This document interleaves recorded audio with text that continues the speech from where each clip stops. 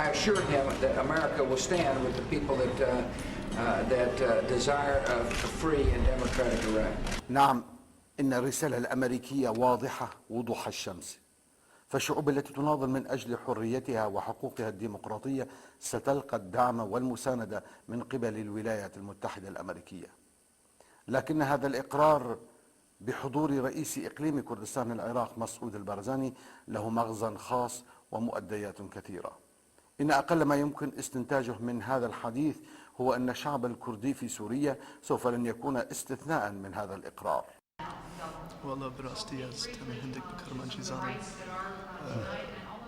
وقد لا يكون هناك إشارات أخرى أكثر وضوحا ودلالة على واقعية هذا الخطاب الجديد للأمريكان ككلمات هذا السياسي الأمريكي الشاب الذي ترتسم على ملامحه كل علامات التفاؤل، وهو قد عاش بين الكرد فترة من الزمن وتعرف عليهم عن قرب وتعلم لغتهم، وها هو يردد بالكردية وبلكنته الأمريكية ولكن بصريح العبارة: إنني سعيد أن أكون بينكم اليوم وأسهم في إنجاح هذا المؤتمر.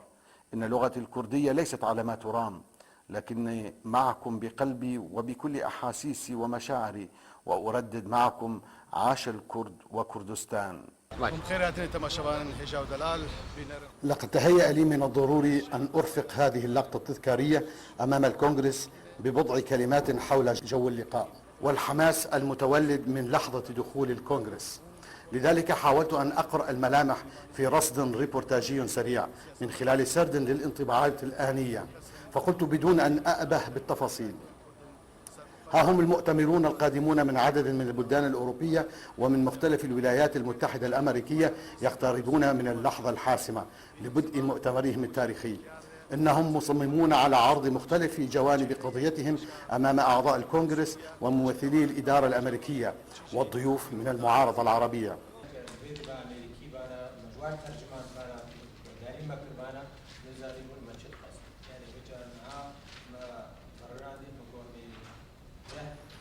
لقد كان لحضور ممثلي 4 أحزاب كردية فاعلة وحصولهم على تخويل من 4 أحزاب أخرى لم تستطع حضور المؤتمر لأسباب مختلفة تأكيدا على تكملة النصاب القانوني وإضفاء لشرعية التمثيل السياسي.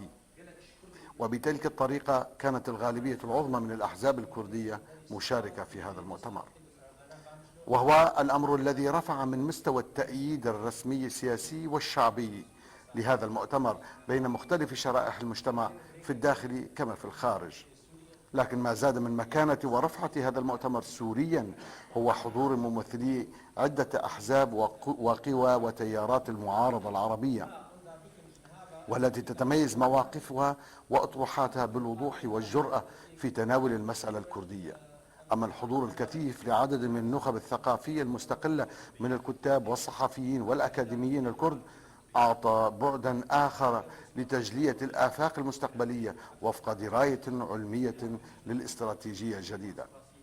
لكن الأهم من هذا وذاك هو ذلك الحضور المتنوع من الأمريكيين، سواء من أعضاء الكونغرس أو من ممثلي منظمات المجتمع المدني وحقوق الإنسان.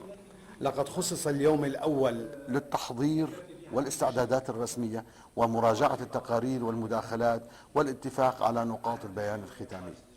لذلك كان يوما طويلا وشاقا حيث استمر حتى ساعة متأخرة من الليل، يوم يوازي من حيث كثافة أعماله أياما وأسابيع. لقد تناول المؤتمرون بإمعان ودقة متناهية المسائل الأساسية التي تقلق الكرد اليوم على الصعيد الداخلي وفي الظروف الراهنة، كذلك القضايا التي تعترض حل المسألة القومية بالطرق الشرعية والديمقراطية. وقد انصب اهتمامهم على القضايا الرئيسية كتحديد ماهية القضية الكردية في سوريا كقضية أرض وشعب وبالمعنى التاريخي والجغرافي للسياسة. ولم ينجروا الكرد إلى شعارات بعض أطراف المعارضة السورية المطالبة بإسقاط السلطة، بل آثروا كلمة التغيير بمعنى إقرار عملية تداول السلطة بالطرق الديمقراطية، وحددوا آفاق حل المسألة الكردية في سوريا على أساس الانتماء الوطني السوري على أن تحدد المناطق الكردية وفق معايير موضوعية لتتمتع بكامل حقوقها القومية المشروعة بما فيها إدارتها الذاتية التي ستتجلى تعبيراتها مستقبلا على أساس التوافق السياسي مع أطراف الحكم. وهكذا تسمح لنا هذه التصريحات بما فيها من مضامين فصيحة بالاستنتاج بأن كل الظروف الذاتية والموضوعية قد توفرت الآن لتخرج القضية الكردية في سوريا من نفقها المظلم، لتتداول مجرياتها وتناقش معطياتها مع ممثلي الدولة الديمقراطية العظمى إن لم تكن الأعظم، وتجري حولها أول اجتماع على هذا المستوى الرفيع من الحضور الكردي والعربي والأمريكي. لقد تمتع جو المؤتمر بالواقعية والموضوعية، حيث أكدت المناقشات المختلفة بأن القضية لن تحل على أساس المواطنة فقط، بل أن الإجراءات الاستثنائية كالحزام والإحصاء وغيرها من المشاريع العنصرية ليست إلا جوانب من السياسة المنهجية المستهدفة صهر الأكراد في البوتقة العربية وتهميش دورهم في الحياة بكل نواحيها. وقد أثبت الحضور بأن حركتهم واعية لمهامها وناضجة في تحديد وظيفتها، وهي اليوم بمثابة الرافعة الرئيسية في إجراء التغييرات والإصلاحات وفي ردم الهوة التي خلقها النظام بين شرائح المجتمع المختلفة القومية والدينية والمذهبية. وقد أكد أيضا بأن حجر الزاوية في بناء صرح المعارضة الحقيقية والفعالة هو الاتفاق على مبدأ التوافق على كل تفاصيل المرحلة القادمة، بما فيها صياغة دستور علماني يضمن صيرورة العمل السياسي وفق المعايير الديمقراطية. وقد لفت أكثر من محاضر النظر إلى تصريحات الرئيس بشار الأسد ووصفوها كونها لا تخرج عن إطار الاستهلاك الدعائي لامتصاص النقمة الشعبية المتزايدة ولإبعاد الكرد من التحالف مع القوى التي تؤيد حقه في تقرير المصير داخليا وخارجيا.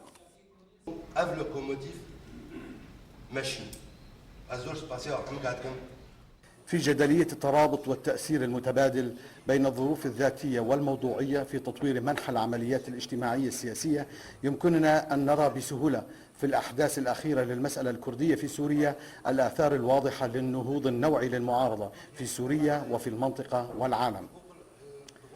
إن هذه النظرة تسمح لنا بإجراء استنتاجات إجمالية عما ستذهب إليه الأحداث في المدى المنظور.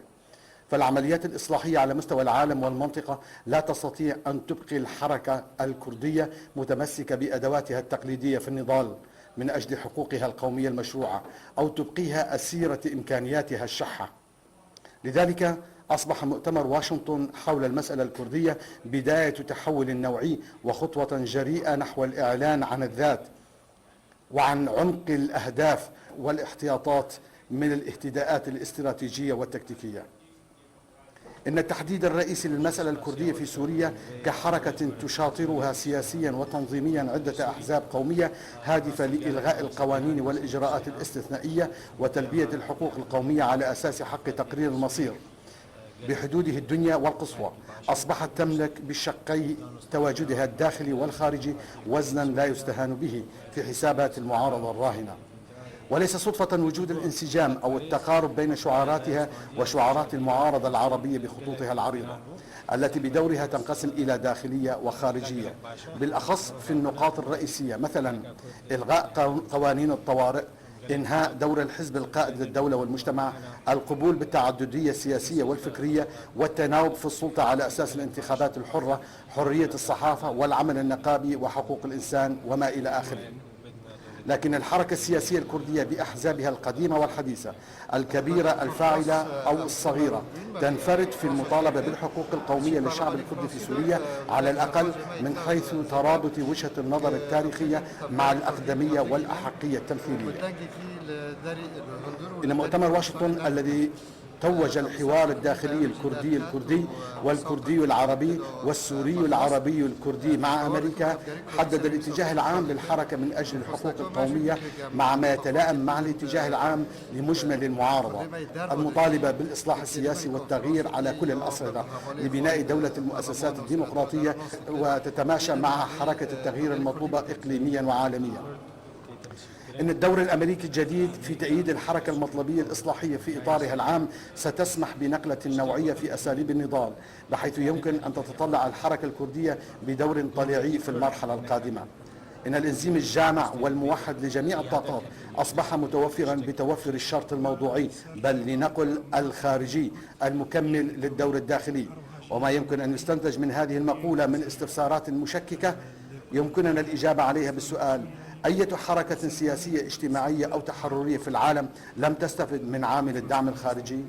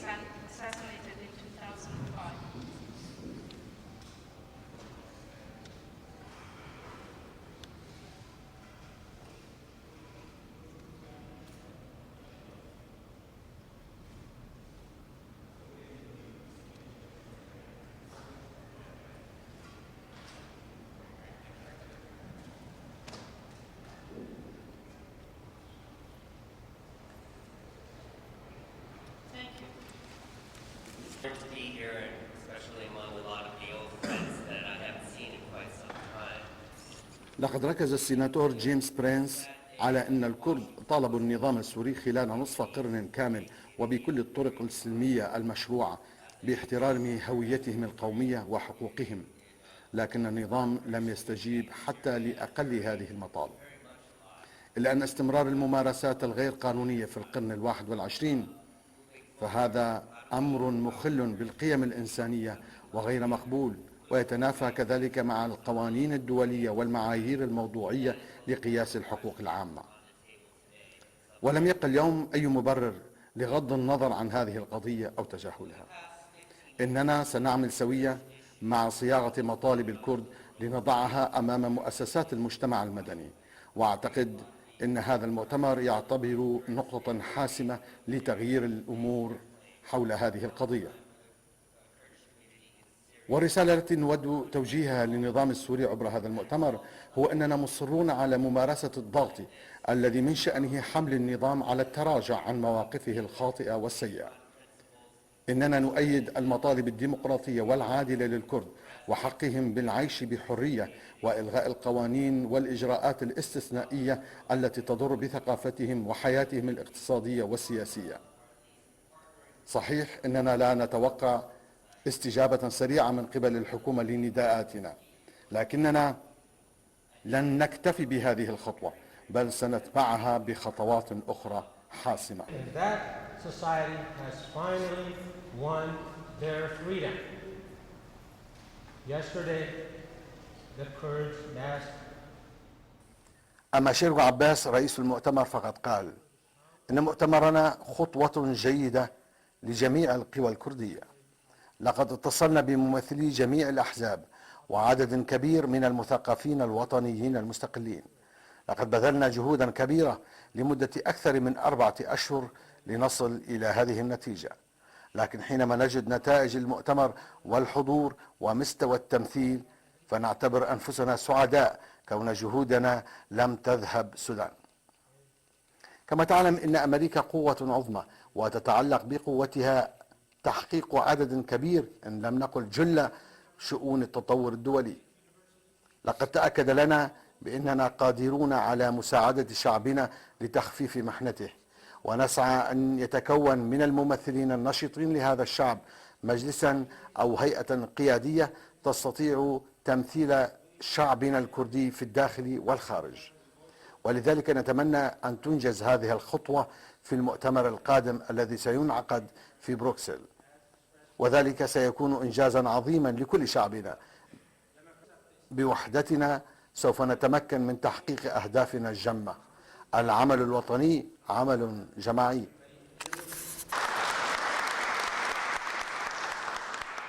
We thank Senator Carl Levin, Senator Dee Dee Vaughn, أما الدكتور